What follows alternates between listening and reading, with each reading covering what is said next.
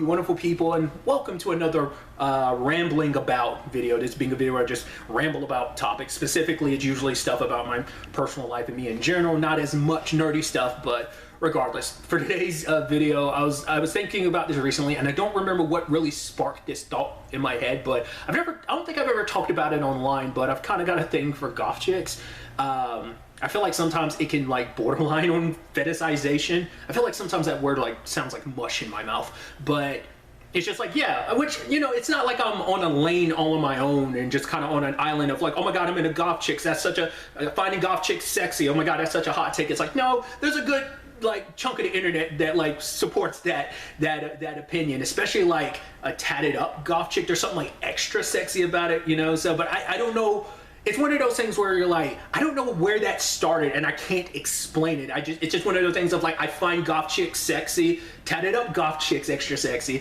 And part of me wonders if it kind of stems from me being a sad boy, that like I've been part of the sad boy association my entire life. You know, I'm an OG member just because I always remember my friend Matt said at the time, he was like, you're like the only black emo dude I know. It's not like I wore a lot of black, but because you know, my natural neutral state is sad boy. So I think because of that, like, you know, that's why that kind of registered to him. Because I think, you know, some people have RBF resting bitch face. I think I have SBF sad boy face. Like I'm just kind of in a state of like sadness of like, oh, what's wrong with you? It's like, I have a natural, my neutral face kind of looks like I'm sad and depressed. Like I said, it's effed up, but I think that is kind of my neutral state. But either way, because it's permeated like even the music I listen to. Because like, for example, even with hip hop, like I haven't listened to hip hop as much as like I used to when I was younger, but I dabble every once in a while, you know, rappity rap hip hop and, you know, stuff. But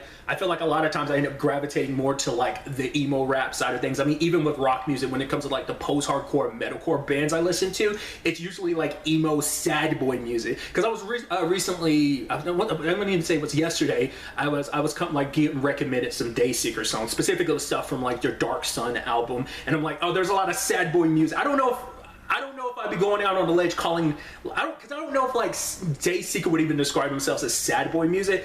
A lot of stuff on that album in particular was sad boy music, but I feel like some of their other songs could be considered sad boy music. But I'm curious how they would feel about it, how fans of Dayseeker would describe, would they call that band kind of sad boy music or not. But like there's definitely sad boy tracks on that album. That's my point of like, it's just like it permeates my music. So maybe that element of sad boyness and like goth chick, like that's where like some kinship of like, oh yeah, we're both like, you know, sadness and darkness and depression, and I'm all about that. Maybe that's what that stems from. Maybe that's the correlation in my head. I was actually thinking about it too, because I had goth chicks on the mind. It made me think about this friend I had in 6th and 7th grade.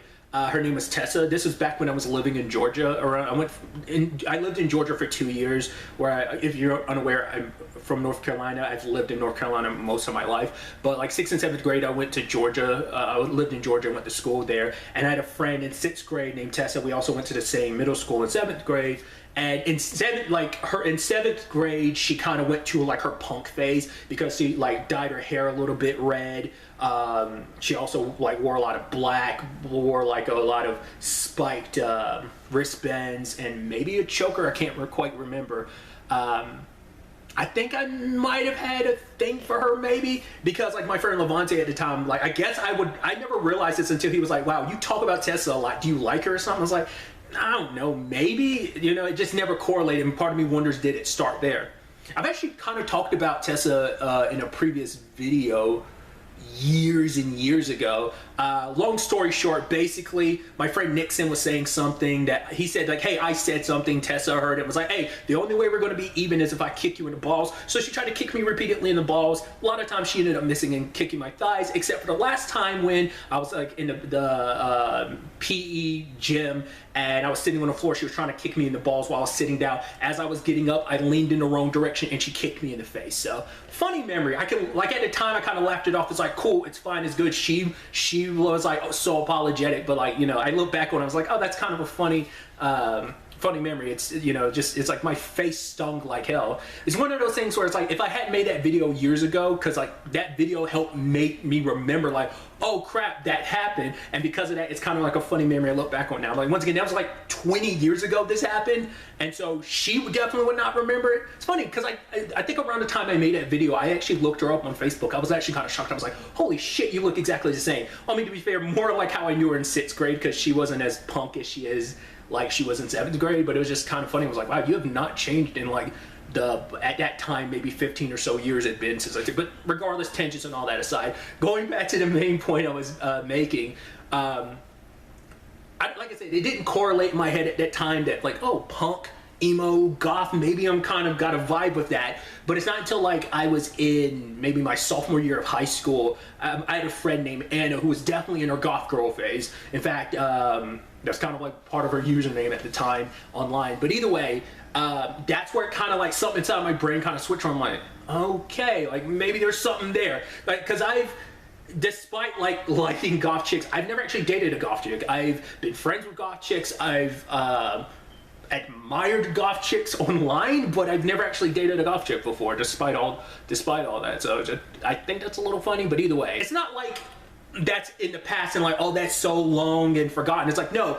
as a 31-year-old, I am still super into goth chicks. I'm still like, that's aces to me. That in itself is kind of a whole tangent in itself, but I'll kind of finish the point I'm making. I was about to say the word aces, like I'm got a whole tangent about that I want to talk about, but yeah, like I said, it's just one of those things. Goth chicks, I'm like, I can't explain it. It's just something like sexy about it. Like I said, I don't know if it just like correlates with my personality so much why like I'm super into goth chicks, but it's just I think that's funny, and it's something I don't think I've ever really publicly talked about before. I'm like, I don't know how many people know like, oh yeah, that's kind of my lane. It's not like, oh, I'm only into goth chicks exclusively, but it's just kind of like, yeah, like I appreciate a sexy goth chick. That's all there kind of really is to that. But circling to that point I was about to make, I used the word aces, and that was funny because I recently heard it in the show Dead Boy Detectives. I was like, oh yeah, I always knew it was like an old timey term, but it's like, it's a word that like, it's part of my vernacular, but I don't use it that often anymore. Like I made a video years ago making it into an acronym, which was like super cringe. I don't know if that video is public anymore. It might be somewhere, it might be some like, because it's a super old video. It might still be online, or maybe I privated it. I don't think I deleted it, but it was like, oh, it was a super cringe video I did. But either way, it's a term I've only used like a handful of times. I only used it one time, like regularly when I'm texting one of my friends. Like I used to use it, but it's been a couple years. Because like the reason why I started using the term aces, I mean obviously it just means cool or awesome, but it's a very old-timey phrasing for it. But the only reason why I started using it is because of the show Chuck. Chuck's dad was played by Scott Bakula. Anytime like Chuck did something, his dad would be like, ah, aces, Charles. And that made me go like, holy shit, I want to use that from now on. So I use it a few times. Sometimes you kind of have to explain it, like, what does aces mean? It's like, well, it's a term I picked up from a TV show. It just means cool or awesome or whatever. It's like an old, once again, it seems like it's a very old-timey term. But I thought it was so cool, so I have to use it from time to time. Like, it ended up relegating to, like, because I'd have to explain it sometimes, I'm like, right, there's only one friend I would use it with, and I haven't used it in so long that I'm like, I kind of want to bring it back now. I'm like, once again, Dead Boy Detective sparked that in my head where I'm like, nah, man, I want to use aces again. I haven't used that in so long. But it's, I don't know, it's just one of those things where I'm like, oh, man, that's cool. But I'm the dorky dude who finds using the word aces cool, you know? I don't know if anyone else has that, you know? It's just one of those things.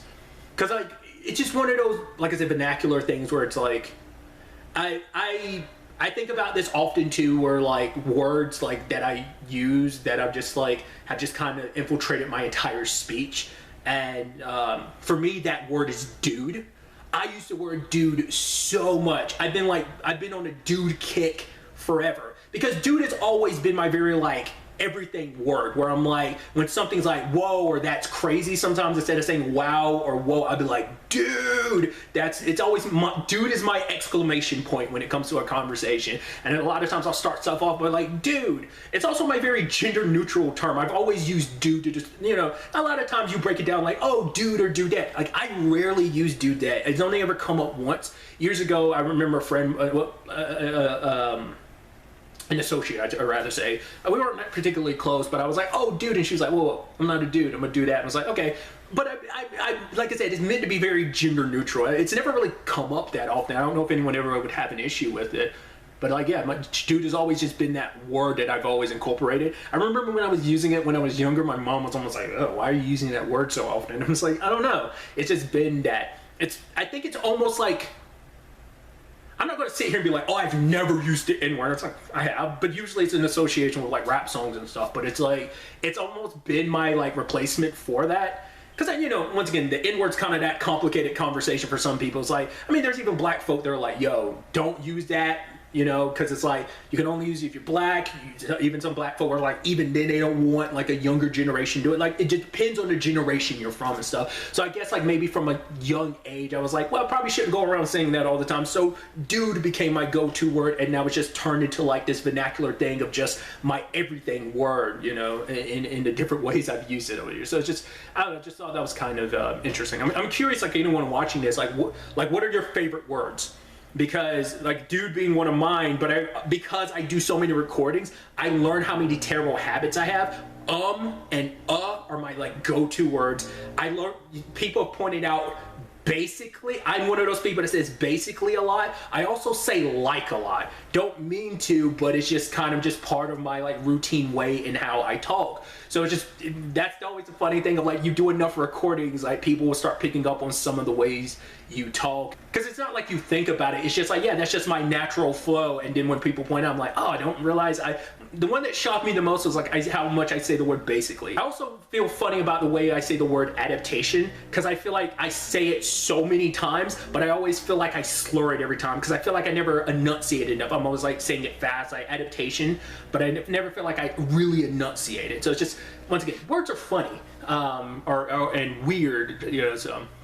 Once again, just me rambling on about different stuff. But these are some things that were recently like in the forefront of my mind. I kind of wanted to talk about in this video. I kind of went off on these like tangents of stuff I had in the back of my mind. And I was like, oh, since I'm kind of, interestingly enough, set up a segue to that conversation, why don't I go ahead and talk about said subject. But either way, once again, just another video of me rambling. So yeah, that's kind of all I want to talk about in this video. Till the next time we meet, be happy, be safe, live life to the fullest, and enjoy it. Good day and goodbye.